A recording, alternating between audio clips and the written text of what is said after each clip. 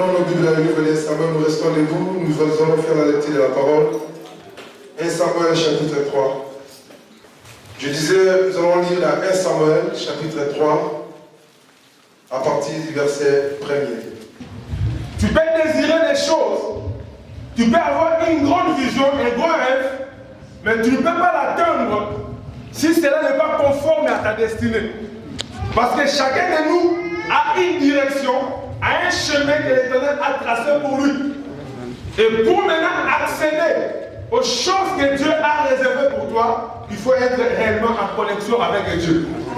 Si tu n'es pas en connexion avec la personne qui t'a destiné à pratiquer certaines choses, tu ne sauras jamais aller là où Dieu t'attend. Dieu dans nos vies, il est comme les scénaristes dans un film. C'est les scénaristes qui préparent les scénarios et les acteurs sont là pour jouer. Et l'acteur dépend seulement de la manière dont le scénario a été écrit. Et j'aimerais te dire que ta vie aussi, c'est comme les scénarios d'un film. Il y a des choses, peut-être ça te surprend, mais notre Dieu, il n'est pas surpris par les choses qui t'arrivent. Parce que la Bible dit Dieu, il est un Dieu qui est omniscient. Dans son mission, Dieu connaît toutes choses avant qu'aucune puisse exister. Dis-moi Amen. Amen. Tu peux rencontrer des situations qui peuvent apparaître difficiles pour toi. Mais le Dieu qui a permis que ces choses puissent arriver, il sait quel est le chemin qu'il a réservé pour t'en faire sortir de cette situation. Je parlais le mercredi d'une femme qu'on appelle Anne. Anne, en fait, c'est la mère de Samuel. Mais avant que Samuel soit né, sa naissance n'était pas facile. Parce que sa mère était stérile. Amen. Et sa mère était stérile. La Bible précise bien, cette stérilité-là ne venait pas d'un homme, mais c'est Dieu qui avait rendu Anne stérile. Dans son foyer ou dans sa famille, elle avait une rivale au nom de Pénina. Et la Bible précise, Pénina, elle arrivait à enfanter. Mais la Bible va encore plus loin pour préciser que Elkana, son mari, aimait beaucoup plus Anne. Il avait plus de préférence à Anne qu'à Pénina. Mais la Bible précise une chose. Pendant que Anne souffrait dans son cœur, par rapport à ce qui était arrivé dans sa vie, elle faisait une chose. Elle partait dans la présence de l'Éternel. La souffrance d'Anne l'a poussée d'aller chercher la présence de Dieu. J'aimerais dire, chacun de nous, dans ta vie, dans ta famille, Dieu peut permettre une situation pour que tu puisses aller dans la présence de Dieu. Les circonstances que Dieu permette dans nos vies, c'est tout simplement pour nous amener de venir dans sa présence. Anne était remplie de l'amour de son mari et elle était aussi remplie de bien de son mari. Mais l'Éternel a créé une difficulté dans sa vie pour les pousser tout simplement dans la présence de Dieu. Cette difficulté devait amener Anne à aller chercher son Dieu. Si pour Anne, sa difficulté c'était la stérilité, pour toi cet après-midi, je ne sais pas quelle est ta difficulté. Mais chacun de nous a une difficulté quelconque pour laquelle il doit chercher l'Éternel. La Bible précise, Paul était un homme rempli de la révélation de Dieu. C'était un homme qui pouvait entrer jusqu'au 7e siècle. Mais cet homme avait une faiblesse. Et dans cette faiblesse, Paul précise, il est entré dans la présence de Dieu pour chercher la délivrance. Dieu, dans chaque vie, il fait des choses de manière à ce que l'homme puisse totalement dépendre de lui. Parce que Dieu n'a pas créé l'homme pour qu'il soit indépendant de Dieu, mais Dieu a créé l'homme pour qu'il soit connecté à lui. Amen. Parce que dans le principe, toute créature qui est déconnectée de sa source, elle va manquer de vie. Les poissons sont faits pour vivre dans l'eau. Lorsqu'on prend un poisson, on le fait sortir dans l'eau, il ne va plus vivre. Dis-moi Amen. Amen.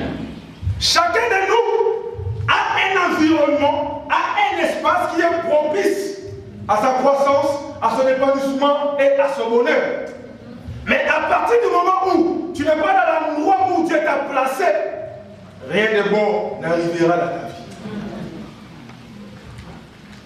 L'homme s'était senti dans l'insécurité. C'était lorsqu'il avait péché et il était renvoyé loin de la présence de Dieu. C'est alors que l'homme s'était senti dans l'insécurité. Mais avant cela, l'homme se sentait dans la sécurité parce qu'il était connecté dans sa source. À partir du moment où tu n'es pas connecté dans ta source, il te sera difficile de vivre ce que Dieu a réservé pour toi. Il te sera difficile d'entrer dans le plan et dans les desseins que Dieu a planifiés pour toi. Amen. La Bible dit, je sais le projet que j'ai formulé sur vous. Le projet de bonheur et non de malheur, afin de vous donner de la vérité et de l'espérance. Les mots projet ici, tu ne dois pas les comparer avec les projets que tu peux formuler pour ton enfant. Quand ici, dans la Bible, on parle du projet, c'est un projet qui a la même qualité que le mot plan dans l'architecture. C'est-à-dire l'Éternel a un plan pour ta vie, a un planning qu'il a fait pour toi. Et lui-même, il sait quels sont les matériaux à réunir pour que ce plan-là puisse trouver sa concrétisation. Quand un ingénieur ou un architecte, il a un plan entre ses mains, il a déjà la finalité ou la finition de la chose. Mais pour que la chose arrive à sa fin, il faut maintenant réunir le temps et les circonstances, le matériau nécessaire pour que maintenant le plan puisse être concrétisé.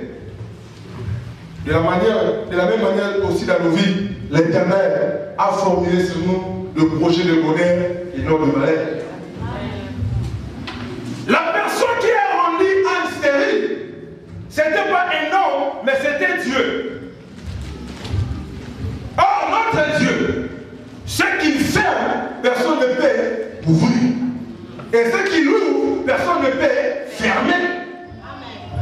Raison pour laquelle, quoique Anne avait l'amertume dans le cœur, elle avait l'angoisse, l'étouement, l'affliction, mais dans son affliction, elle devait aller dans la présence de Dieu.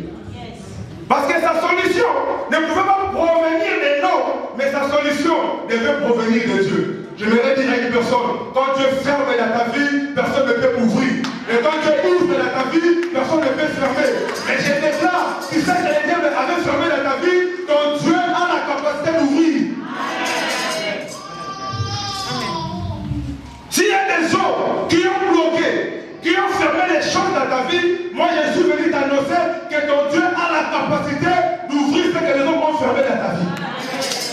Mais ce que Dieu a ouvert pour toi, il n'y a personne qui peut le fermer.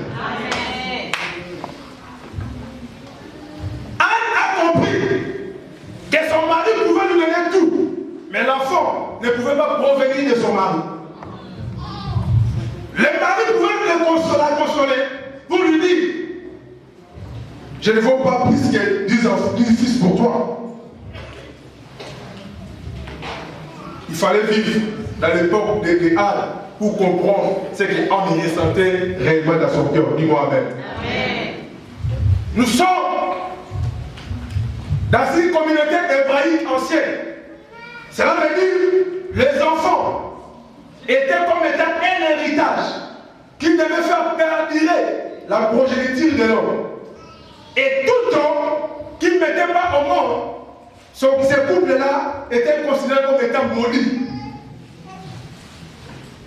Cela veut dire, les gens qui regardaient Anne et Elkana disaient que cette femme, elle est maudite.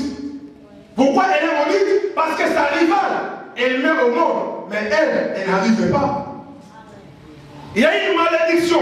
Elle a commis un péché quelconque qui l'empêche d'accéder à la fécondité. Ça, c'est l'interprétation des hommes. Les hommes cherchent toujours un péché quelque part.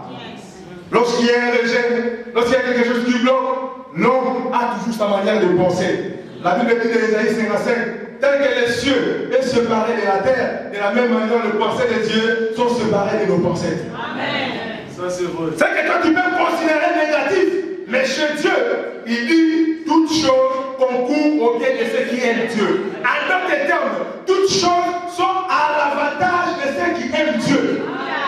Cela veut dire, même si quand je plains aujourd'hui, je sais que mes plaies sont toujours à mon avantage. Quand je manque aujourd'hui, je sais que mes manquements sont toujours à mon avantage. Quand tout ne va pas bien aujourd'hui, je sais que toute chose va concourir à mon avantage. Parce que ma vie ne dépend pas de moi-même, mais ma vie dépend de la personne qui m'a appelé. Cette femme a été rendue stérile. J'avais fait un constat. J'ai remarqué que dans la Bible, beaucoup de femmes qui étaient aimées par leur mari, l'Éternel les avait rendues stériles. Et en analysant sur la Bible, j'ai compris, Dieu, on ne peut pas les connaître dans sa profondeur. Parce qu'il est souverain. Dans sa souveraineté, il fait ce qu'il veut, quand il veut, où il veut et avec qui il veut. On n'a pas justifié le pourquoi la stérilité d'Anne. Mais on a dit tout simplement, c'est Dieu qui a rendu stérile. Mais laisse-moi te dire, notre Dieu n'est pas seulement le Dieu qui rend stérile. La Bible dit pour Léa, Dieu a vu que Léa n'était pas aimée et Dieu l'a rendu fécond. Je t'annonce qu'il y a un Dieu qui peut te rendre fécond. Il y a un Dieu qui peut te multiplier. Il y a un Dieu qui peut étendre aussi sa main dans ta vie pour que ta vie puisse être transformée. Il n'y a pas seulement la négativité, il y a aussi la positivité. Mais toutes ces choses-là, il les fait concourir pour le bien de ce qu'il est. Dis-moi Amen. Dis-moi Amen. Et la Bible dit, cette femme a commencé à chercher l'Éternel. Année après année, elle devait monter au temple pour aller chercher l'Éternel par rapport à sa situation. Et quand elle arrivait au temple, tout le monde était joyeux, tout le monde était content. Pénina pouvait jouer avec ses enfants. Mais Anne, elle était isolée, elle était affligée, elle était dans l'amertume. Personne ne pouvait la consoler. Même la consolation de son mari ne suffisait pas. À un certain moment, il y a des situations qui nous arrivent, il n'y a que Dieu qui peut donner la solution. Tu peux traverser le temps, tu peux traverser des situations, tu peux croire que tu es seul. Mais laisse-moi te dire que tu n'es pas seul, l'Éternel est avec toi. La Bible précise qu'elle montait chaque année au temple et elle cherchait la face de Dieu. Écoutez, si on a écrit l'histoire d'Anne dans la Bible, ce n'est pas à cause de ses montées au temple, ce n'est pas à cause de ses années et venir au temple. Non, si on a écrit l'histoire d'Anne dans la Bible, c'est à cause de son résultat.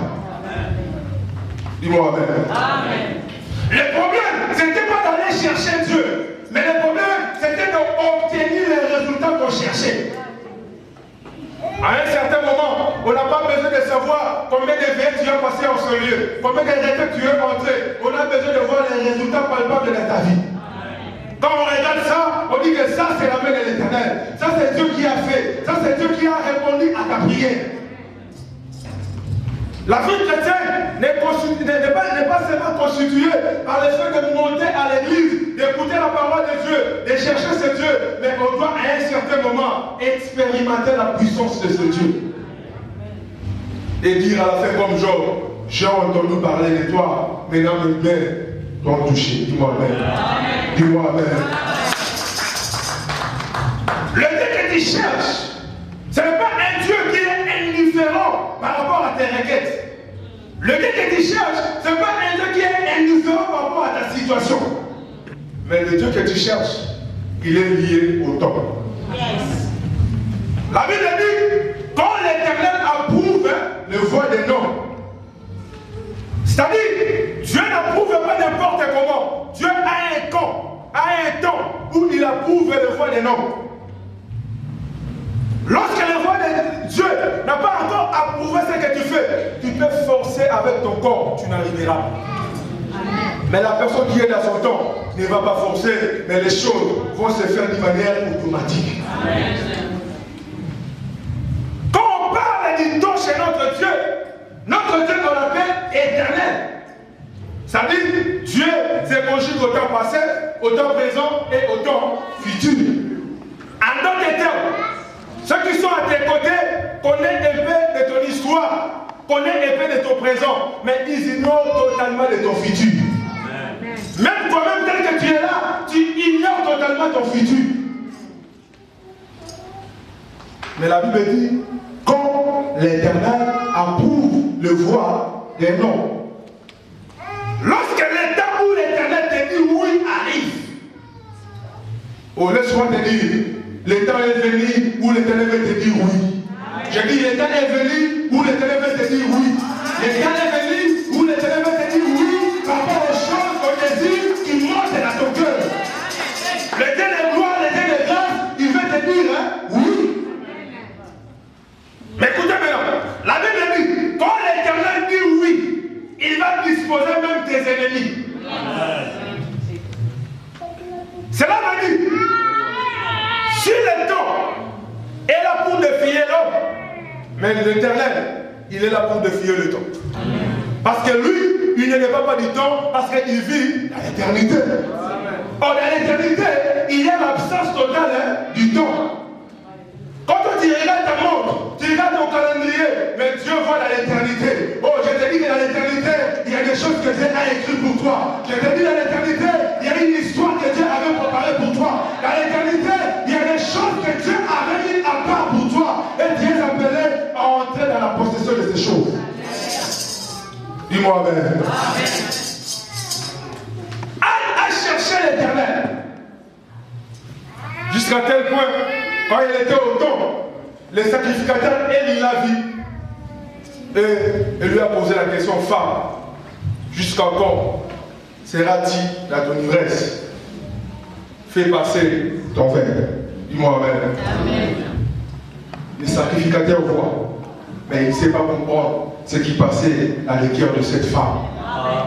Je voudrais dire à une personne, même quand tu cherches une prophétie ne viendra pas lorsque Dieu te fait passer dans un état que lui-même a fixé pour toi. Tu chercheras la prophétie à gauche et à droite, tu ne la trouveras pas parce que l'Éternel sera silencieux dans ta vie. Dis-moi Amen. Et la femme lui a répondu, je ne pas dit, mais c'est la vertu de mon âme qui se répand devant l'Éternel. Et l'homme de Dieu a voulu se rattraper pour lui dire que le Dieu du ciel te soit favorable et puisse exaucer la prière. Dis-moi Amen. Et la Bible dit, quand on est sorti de ce lieu-là, elle qui n'arrivait pas à manger, elle qui n'était plus heureuse, mais à cause de la parole qu'elle a entendue de l'homme de Dieu, sa situation a changé. La Bible dit, son visage n'était plus comme avant. C'est-à-dire, si auparavant, on pouvait la voir triste, mais quand elle a rencontré l'homme de Dieu, elle n'était plus triste, mais elle avait la joie que le Saint-Esprit avait déposé en elle pour la faire comprendre qu'il y a quelque chose de bon que Dieu a réservé pour toi. Il y a des hommes, il y a des femmes, ils peuvent traverser des moments difficiles, terribles, mais tu ne vas pas comprendre que cet homme, cette femme, garde toujours sa quiétude, garde toujours sa paix, parce qu'il sait qu'il y a une chose qui est au fond de son cœur, il y a un esprit qui lui souffle, que tu ne pas seul dans cette situation, il y a un Dieu qui va s'élever le dernier pour changer ta situation. La personne qui est perturbée par rapport à une situation, c'est une personne qui ne connaît pas encore Dieu. Quand on connaît Dieu et qu'on marche réellement avec Dieu, peu importe ce qu'on vit, on doit toujours garder sa foi par rapport à ce Dieu. La Bible dit, rien n'est impossible à Dieu, mais tout est possible à celui qui croit. À Dieu, rien n'est impossible, mais à celui qui croit, c'est possible. Bon, je vais dire à une personne, c'est possible pour toi, pour que tu obtiennes les choses que ton cœur passe. Quand tu as la foi, tu es connecté réellement à Dieu, tout devient possible pour toi. Et la Bible dit, après ce jour-là, l'Éternel s'est souvient des âmes. Ma prière cet après-midi est que l'Éternel se souvienne de toi. Que l'Éternel se souvienne de toi. Que l'Éternel se souvienne de combien de fois tu es venu dans sa présence pour le chercher. Que l'Éternel se souvienne de combien de fois tu t'es sacrifié pour être dans sa présence. Le Dieu des souvenirs, tu puisses te souvenir de toi. te souvenir de Dieu, ton nom était précède déjà là où tu devais être. Je répète, en termes de souvenir de Dieu, ton nom te précède déjà dans l'endroit où tu devais être. J'aimerais le clarifier. La Bible dit, Mardochée était devant le palais royal du roi.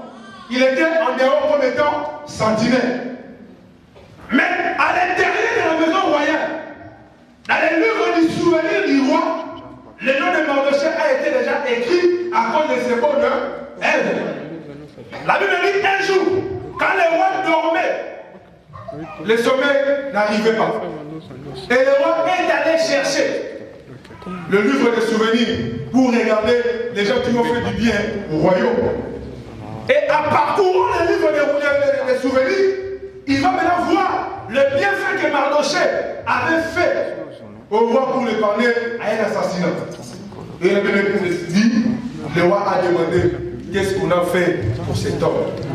Aujourd'hui, il y a une personne, il y a une question qui se pose au ciel. Qu'est-ce qu'on a déjà fait pour toi? Qu'est-ce qu'on a déjà fait pour toi? Il y a un Dieu qui se pose la question, qu'est-ce qu'on a fait déjà pour cette fille? Qu'est-ce qu'on a fait déjà pour cet homme? Qu'est-ce qu'on a fait déjà pour ses fils? Parce qu'il a fait plein de bien pour moi et on n'a encore rien fait pour lui. Dis-moi amen. Il est le Dieu qui se souvient. Si un homme peut se souvenir de toi, à combien plus forte raison de Dieu que tu cherches? J'aimerais dire à une personne, le Dieu que tu cherches, tu vas le chercher en secret. Mais quand il va te bénir, ça ne sera pas dans les secrets, mais ça sera dans le public. Le secret du public, tout est étendre sa main pour que sa visitation entre dans ta vie.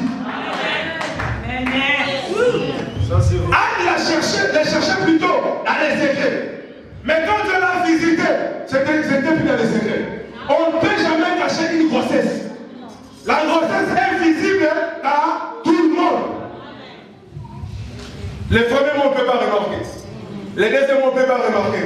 Mais dans les troisième mois, l'attitude change. Le mode de vie change. Oh, j'aimerais dire à une personne, il y a un mode de vie qui change à toi. C'est là qu'il y a une transformation des choses que Dieu veut faire à toi. À toi, il y a une grossesse, il y a une semence. Que là, il met le peut voir, mais c'est une semence que Dieu a placée à toi. Et laisse-moi te dire, cette semence, c'est pas n'importe laquelle, mais c'est la semence qui vient de Dieu. Et la semence qui vient de Dieu, c'est pour accomplir une mission, une tâche. Parce que Dieu ne donne pas inutilement, mais Dieu donne pour accomplir une tâche. Il a dit à Abraham, je te bénirai et tu deviendras une source de bénédiction. Je me dire à une personne, quand Dieu va te visiter, tu deviendras une source. Il y aura d'autres personnes qui viendront puiser à toi. Et l'Éternel fera de toi une source qui sera étarissante. Parce que tu es connecté à la vraie source qui est Dieu lui-même. Les hommes forcent, mais Dieu fait les choses. Dis-moi amen. Dis-moi amen 3 fois. Et la Bible précise, quand la femme fut née, tellement sa mère avait fait un vœu à l'Éternel. Elle a donné une précision pour dire à l'Éternel, si tu me donnes un enfant mâle, je vais les consacrer à toi. Dis-moi amen. Et quand la femme est née, ce n'était pas une fille, mais c'était aussi un fils. Pour prouver que réellement, cet enfant-là ne venait pas de n'importe où, mais cet enfant venait réellement de l'Éternel. Et la Bible dit, Anne ramena cet enfant dans les temps pour le laisser entre le pied de l'homme de Dieu et lui. Mais ce que moi j'aime, la Bible dit, il cousit un éphod et il donna à Samuel son fils. Or l'éphod, c'était cet habit qui permettait au sacrificateur d'entrer dans la présence de Dieu. Anne savait le fruit, le bénéfice de demeurer dans la présence de Dieu. Raison pour laquelle elle a voulu aussi que sa fille, son fils plutôt, puisse demeurer dans la présence de Dieu. Je vais dire à une personne, quand tu demeures dans la présence de Dieu, les choses ne seront pas les mêmes. Quand tu seras dans la présence de Dieu, tu seras différent des autres personnes. La Bible dit, voici l'Éternel me couvre le peuple, mais si toi, ma gloire apparaît. Pourquoi la gloire de Dieu apparaît? Parce que Dieu demeure à toi. Amen. Parce que tu es dans sa présence.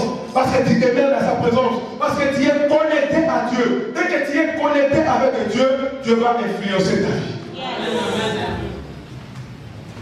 La personne qui est connectée avec Dieu ne vit pas les choses terrestres, mais il vit les choses célestes. Mais Jésus dit ceci, que ta volonté soit faite sur la terre comme au ciel. Quand tu es en connexion avec Dieu, c'est alors que tu as dit, c'est que Dieu a disposé pour toi au ciel et Dieu va commencer maintenant à les faire déposer dans ta tête. Anne est partie laisser l'enfant entre les mains du sacrificateur Élie. La Bible précise,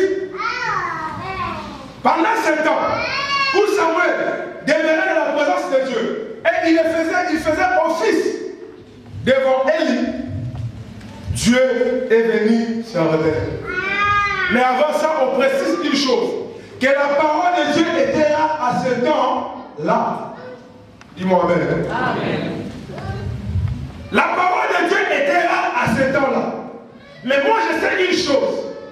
Quand Dieu se révèle à Moïse, il lui dit que je suis le Dieu d'Abraham, d'Isaac et de Jacob. Cela veut dire, si j'avais parlé à Abraham, j'avais parlé à Jacob, à Isaac, maintenant je vais te parler toi, Moïse. Et la Bible précise encore que chez notre Dieu, il n'y a ni changement, ni ombre qui est dit, ou variation. Il est le même hier, aujourd'hui et éternellement. Et je me pose la question, pourquoi il y avait la crise pour la rareté de la parole de Dieu? Le problème, ce n'était pas que Dieu était incapable de parler, mais le problème, c'est qu'il n'y avait pas d'homme idéal à qui Dieu devait communiquer sa pensée. Il n'y avait pas de messager approprié pour apporter les messages de Dieu.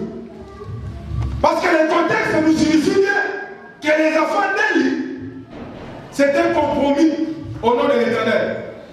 Ils étaient devenus pervertis vis-à-vis de l'Éternel. Ils commençaient à poser des actions, des actes qui étaient contraires à ce que Dieu avait recommandé. Dis-moi amen. Et à cause de cette situation, de cette circonstance, Dieu a fermé sa bouche. Mais il y avait un homme qui demeurait dans la présence de Dieu. Il y avait un homme qui restait jour et nuit dans la présence de Dieu. Cet homme-là, quand il restait dans la présence de Dieu, Dieu est venu se révéler à lui. Cet homme, c'est Samuel. La Bible précise, à ce temps-là, il était encore un petit enfant. Je ne sais pas s'il avait 16 ans, 17 ans, mais il avait moins de 18 ans, je crois. Parce que c'est pas en vain qu'on appelle un petit enfant. Dis-moi amen. Amen. Et la Bible dit, Dieu est venu appeler Samuel. Il appela Samuel, Samuel, Samuel.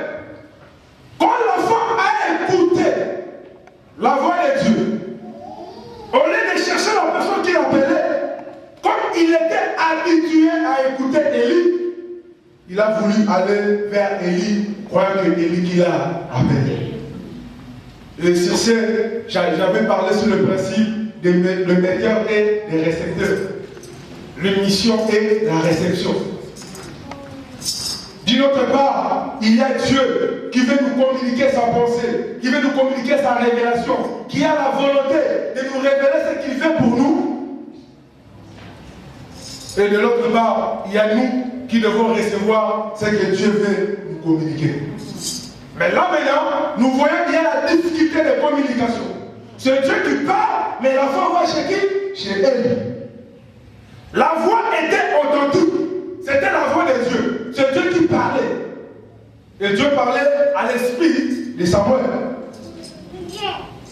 Mais Samuel, en écoutant la voix de Dieu, il n'allait pas vers Dieu, mais il allait vers Élie. Et j'ai dit ceci. Beaucoup, nous écoutons Dieu, mais les actions qui suivent ne sont pas les actions de Dieu. On a certes, d'une manière ou d'une autre, écouté Dieu. Mais la direction que nous prenons, ce n'est pas la direction de Dieu. Jonas avait écouté la voix de Dieu. Jonas avait écouté les signes de l'Éternel. Et lorsqu'il a pris la direction de Tarsis, c'est alors que les tours sont venus dans sa vie et il s'est retrouvé entre le ventre et la baleine. Dis-moi amen. Amen. Toute personne qui prend la direction, qui est autre que Dieu a tracé pour lui, il va se créer des troubles dans sa vie. Tu as certes écouté Dieu, Dieu t'a révélé les choses, Dieu t'a parlé, mais ce que tu fais après, c'est là la rage spirituelle. Quand tu es en dehors de la direction que Dieu t'a tracée pour toi, tu n'es plus couvert de sa grâce. Tu es exposé au danger que les diables peuvent tracer sur ton chemin.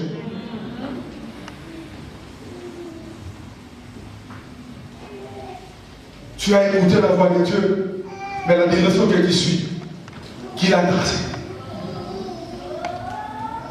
Est-ce que tu comprends la manière dont Dieu veut fonctionner dans ta vie? Tu as certes reçu le ministère venant de Dieu, mais les actes que tu poses n'ont rien à voir avec le ministère que Dieu t'a confié. Tu as reçu la grâce de Dieu, mais les choses que tu fais n'ont rien à voir avec la grâce que tu as reçue de ce Dieu. Et la Bible dit, quand Dieu appela Samuel pour la 3e fois, quand Samuel est allé chez Élie, Élie a compris que ça, c'est la voix de l'Éternel qui appelle cet enfant. Dis-moi Amen. Amen.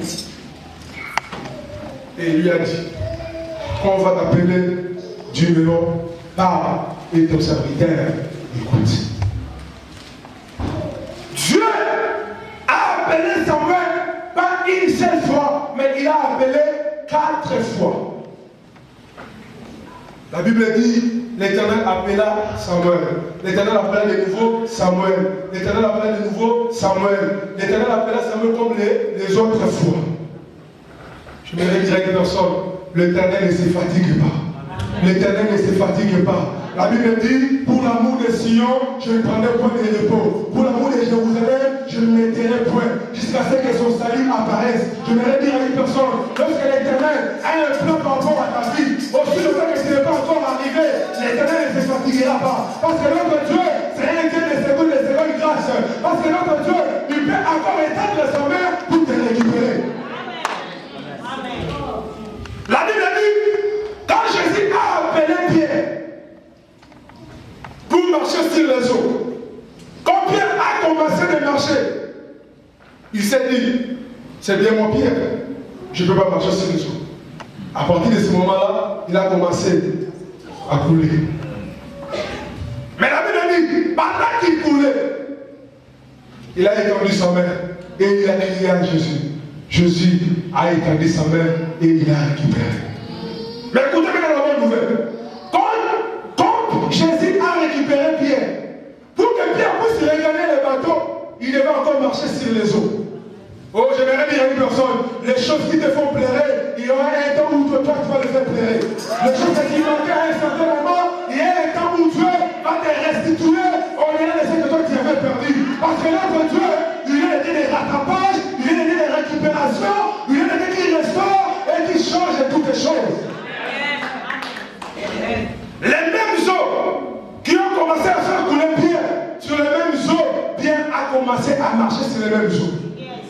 Quel dire de Jésus qui était ressuscité, non en dehors de Jérusalem, mais à Jérusalem. Amen. Je voudrais te dire, là où on a constaté ton échec, c'est le même endroit que l'Éternel va t'élever. Là où on avait constaté tes défauts, tes souffrances, c'est dans le même endroit que l'Éternel va te ressusciter. Parce que Lazare n'était pas ressuscité en dehors de Béthanie, mais c'était à Béthanie. Pendant qu'ils étaient réunis pour pleurer le corps de Lazare, mais ils ont vu Lazare ressuscité. Ton Dieu, il est le Dieu qui a la capacité sur toutes choses. Rien n'est impossible à Dieu, mais tout est possible à celui qui croit. Mais le vrai problème, il faut rester dans la direction que Dieu a placée pour toi. Dis-moi Amen. Amen. La grande bénédiction de Samuel, c'était aussi parce qu'un homme était à ses côtés. Cet homme, il était déjà faible, il était déjà affaibli, mais cet homme, il avait la connaissance de la manière de fonctionner de Dieu. Quand la parole était rare, quand il manquait des gens, Dieu a qualifié Samuel. Mais pour que Samuel puisse arriver à ce que Dieu avait réservé pour lui. Il avait fallu que les hommes soient à ses côtés. Amen. Amen. Amen. Nous allons lire dans 1 Chronique chapitre 11. 1 Chronique chapitre 11, verset 10. La Bible dit, voici les chefs des vaillants hommes qui étaient au service de David. Écoutez bien. Et qui l'aidèrent avec tout Israël à assurer sa nomination afin de l'établir roi selon la parole de l'Éternel au sujet d'Israël. Dis-moi Amen. Dis-moi Amen. Amen.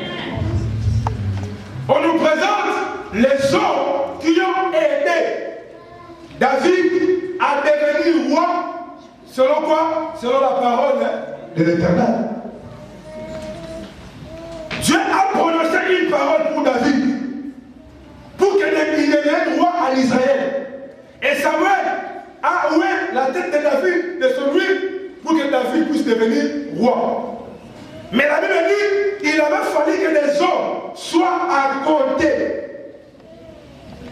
de David pour l'aider à devenir ce que Dieu avait dit pour lui. Cet après-midi, j'aimerais toucher un principe que j'appelle le principe d'environnement. Les gens qui t'entourent, les gens qui sont à tes côtés, ont un rôle à jouer dans ta vie. Et ce rôle dépend de ce que chacun peut faire de ta vie. En principe de contact, on dit toujours, un bon contact crée toujours un impact. L'impact peut être négatif et l'impact peut être positif. Il est positif lorsque cet impact-là provient de bon nom. Mais il est négatif lorsque ces contacts-là proviennent des mauvais hommes. Dis-moi Amen. David a été aidé par des hommes qui ont venu contribuer à ce que l'Éternel avait prononcé pour lui pour qu'il puisse devenir roi. Dans la vie, nous sommes entourés par différents types de hommes ou de personnes. Il y a des gens qui viennent chez toi parce qu'ils ont un profit chez toi. Ils ont des choses à soutirer chez toi. Il y a aussi des gens qui viennent, non d'une manière permanente, mais d'une manière partielle à ta vie. Mais il y a aussi des gens que l'Éternel envoie pour demeurer à tes côtés d'une manière permanente. Dis-moi Amen.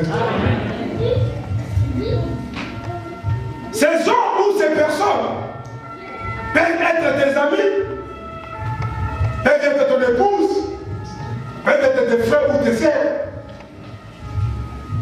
Mais le problème, c'est maintenant de savoir qui est à tes côtés. Parce que ton succès, ta réussite, dépend aussi des personnes qui t'entourent.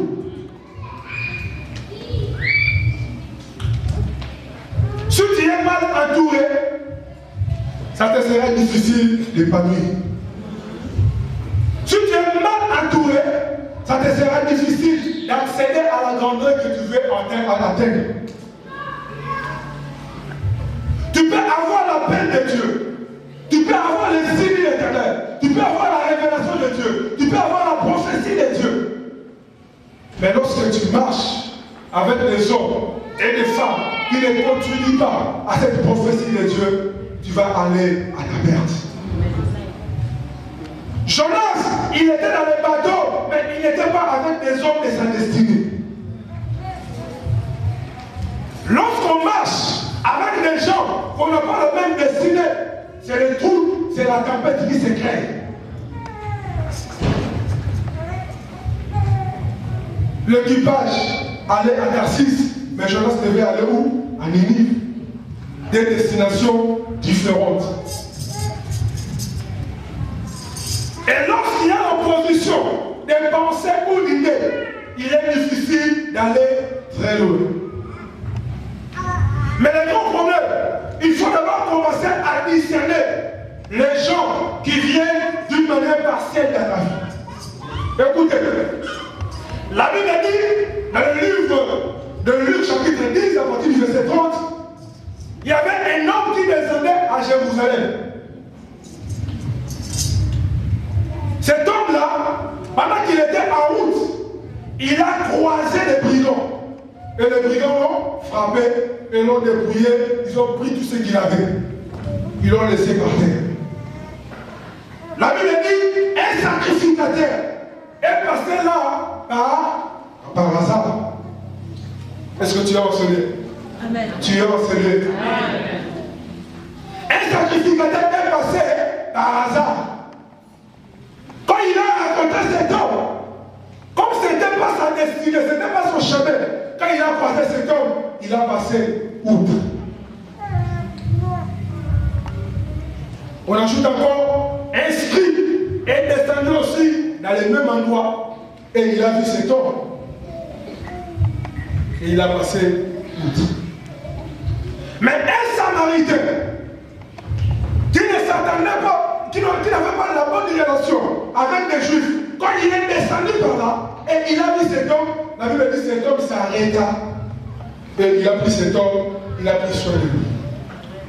Ce qui m'intéresse, c'est le mot par hasard qu'on a utilisé.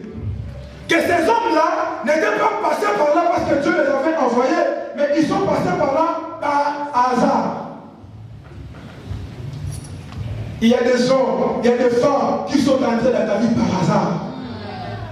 Mais lorsqu'ils vont, toi, ne te fais pas trop de soucis parce qu'ils étaient facilement passés par hasard. Le grand problème, ce qui nous tue, c'est la nostalgie. Il y a une personne qui t'a fait du bien dans le passé, mais dans le présent, elle n'est plus importante pour toi. Mais toi, tellement tu es nostalgique, tu es toujours lié, accroché à cette personne. Il n'est pas dit, si on était ensemble à qui, on doit continuer ici. Il n'est pas dit, si on était des amis à qui, on doit continuer à être des amis ici. Dis-moi Amen. Amen. Il n'est pas dit, lorsqu'on se voit tous les jours, on est obligé de devenir les amis. Dans les amis, il y a catégorie et catégorie. Amen. Il y a ce qu'on appelle des confidents. Les gens devant qui tu ne cherches pas à être, mais à apparaître plutôt, mais tu cherches à être celle que toi tu es. Cela veut dire, ce sont des hommes, ce sont des femmes qui sont attachés à toi, non par rapport à ce que tu as, mais ils sont attachés à toi par rapport à ce que tu es.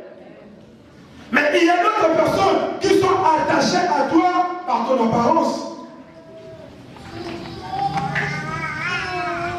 Mais Dieu veut te dire de savoir sélectionner les gens qui doivent t'adorer. Parce que les gens qui t'entourent ont un rôle à jouer par rapport à ta destinée. Si tu es mal accompagné, les hommes sages disent vaut mieux être seul que mal accompagné.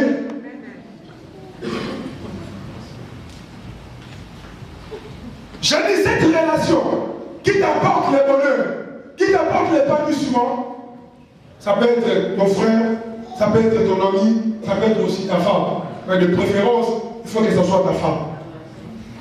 Dis-moi Amen. Amen.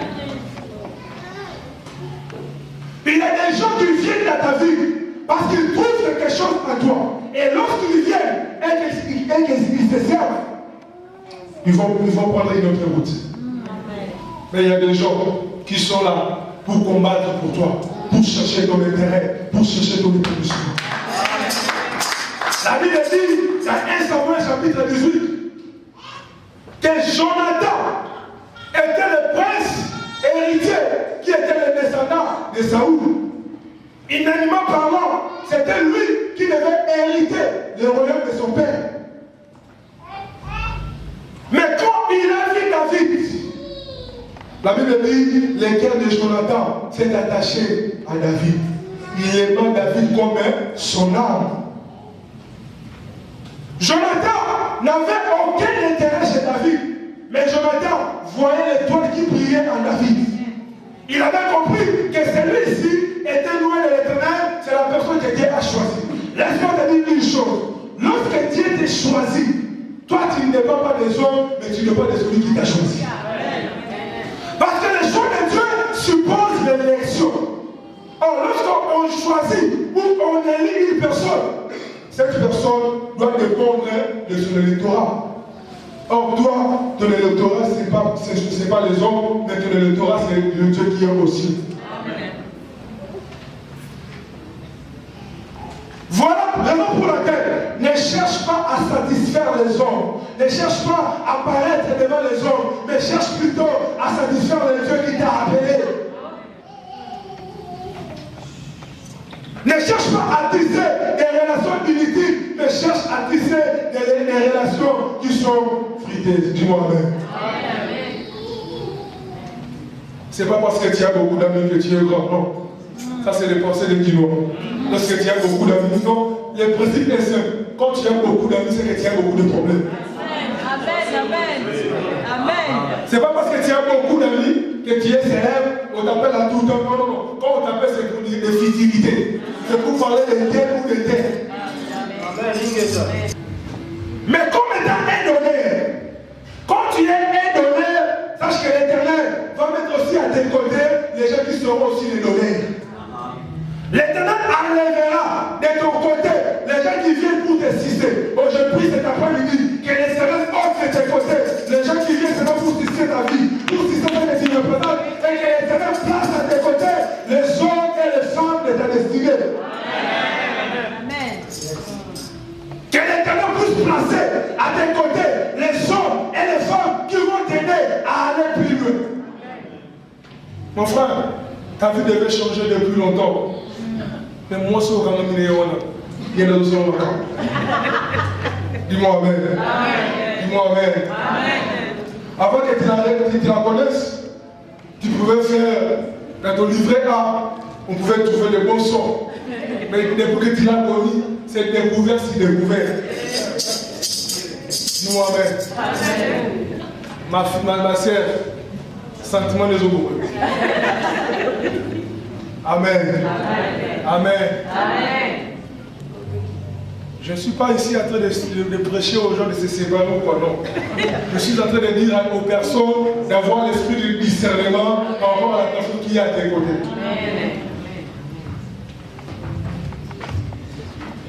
Qui est à tes côtés?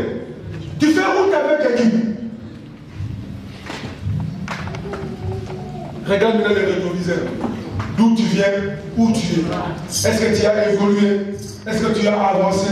Si tu n'as pas encore avancé, c'est le temps de revoir les choses. J'avais dit le vendredi ici, si tu ne fais pas de prières préventives, tu risques de faire des prières curatives.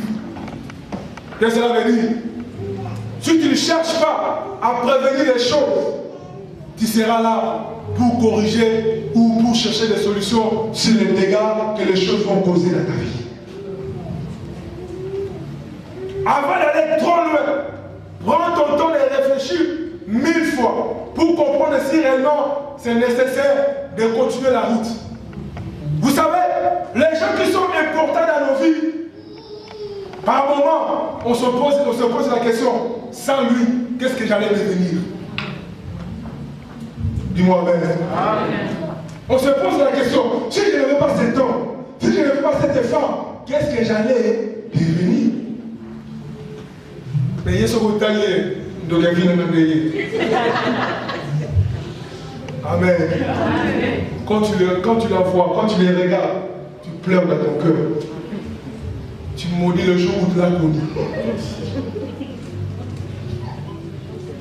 Et ça arrive, comme notre frère, le frère qui avait dit, et si fait au tout ça, tout va là. Amen. Amen. L'homme n'a pas été créé pour qu'il soit statique, mais l'homme a été créé pour qu'il puisse croître, épanouir, aller de l'avant. Lorsque tu vois dans ta vie, il n'y a pas d'épanouissement, il n'y a pas de progrès, c'est qu'il y a une racine qui ne marche pas dans ta vie. Tu es censé chercher comment déraciner la chose qui dérange ta vie pour que ta délivrance soit totale. Amen. Tu as l'appel de Dieu, tu as le signe de l'Éternel. Mais tellement tu ne veux pas l'entourer, tu n'arrives pas. Beaucoup des hommes de Dieu ont été certes appelés de Dieu. Moi, par moments, quand j'écoute des témoignages au niveau de l'équipe, ça me fait très mal parce qu'il y a des hommes de Dieu que j'ai connus personnellement et je connais l'authenticité de leur appel. Mais quand j'entends les choses qui arrivent, je me dis c'est le mauvais entourage qui a créé ces choses. Ils se sont introduits dans des choses qu'ils n'ont pas voulu et ils ont laissé de côté la vision qu'il avait réellement appelée. Dis-moi Amen. Dis-moi Amen. Nous avons lu dans Proverbe 27, verset 5, la Bible dit, le fer existe que le fer. Pourquoi le fer existe le fer? Lorsqu'on aiguise le fer devient une flèche. Or la flèche est faite pour atteindre les cibles, pour atteindre l'objectif. Tu ne peux jamais atteindre l'objectif si tu n'es pas aiguisé. La Bible dit dans Ésaïe 49 que nous, les enfants de Dieu, nous sommes comme des flèches dans les carquois de Dieu. Oh, il y a quelqu'un qui a raté quelque chose pour dire Amen. Nous sommes comme des flèches dans les carquois de Dieu. Qu'est-ce que cela veut dire? Que Dieu nous a cachés dans son dos. Les chasseurs, quand il va à la chasse, il va commencer à soutirer une flèche après une autre. Quand il prend une qui tue l'éléphant, il va pas avoir une autre qui va tuer l'antilope. Mais le problème, lorsqu'une flèche va tuer l'éléphant, la flèche qui reste ne va pas se lamenter parce qu'il sait que son tour viendra aussi. En d'autres termes, ces flèches-là sont conservées au dos de l'Éternel. Donc je vais dire à une personne, c'est l'Éternel qui te conserve. Tu es conservé, tu es mis de côté, tu es préservé par les dieux qui t'ont appelé. Et les dieux qui te conservent, ce n'est pas pour de petits combats ou de petits combats, mais ils te conservent pour de grandes choses. Dis-moi Amen. Amen. Mais tu es une flèche, mais tu n'arrives pas à tirer les animaux. Tout simplement parce que tu es mal utilisé. Vous savez, quand Dieu a dit à Noé de construire l'arche, et il lui a dit de prendre toutes les espèces qui se retrouvaient sur la terre et de les mettre des années pour qu'ils puissent se reproduire plus tard. Vous savez, dans l'arche de Noé, les chasseurs n'avaient pas sa place dans l'arche de Noé. Parce que si on faisait introduire un chasseur dans l'arche de Noé, il allait tuer tous les animaux.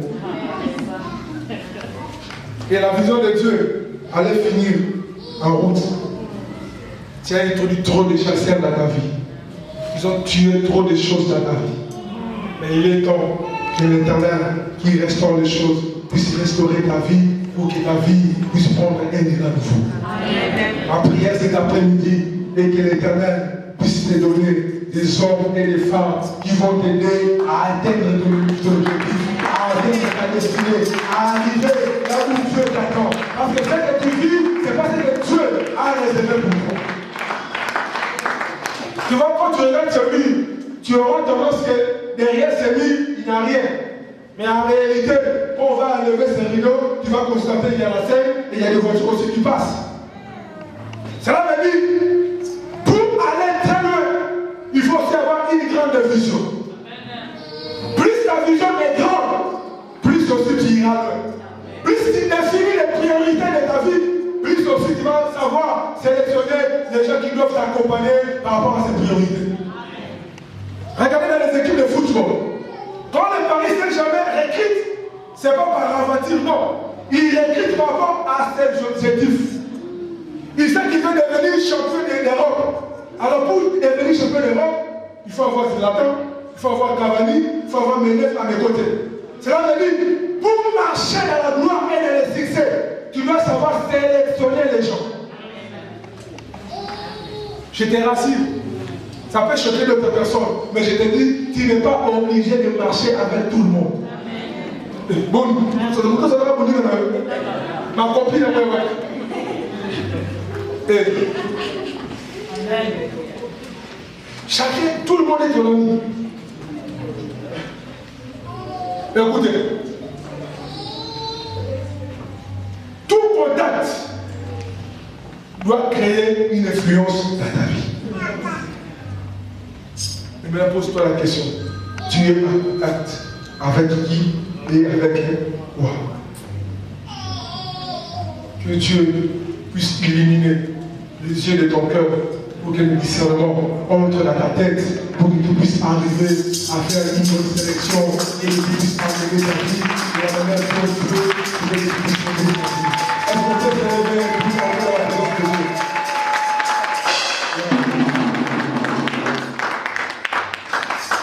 Gloire à l'Éternel. Tu vas élever tes mains. Tu vas bénir ton Dieu. Dis-lui, Seigneur, je sais que tu m'as appelé. Je sais que j'ai un appel authentique.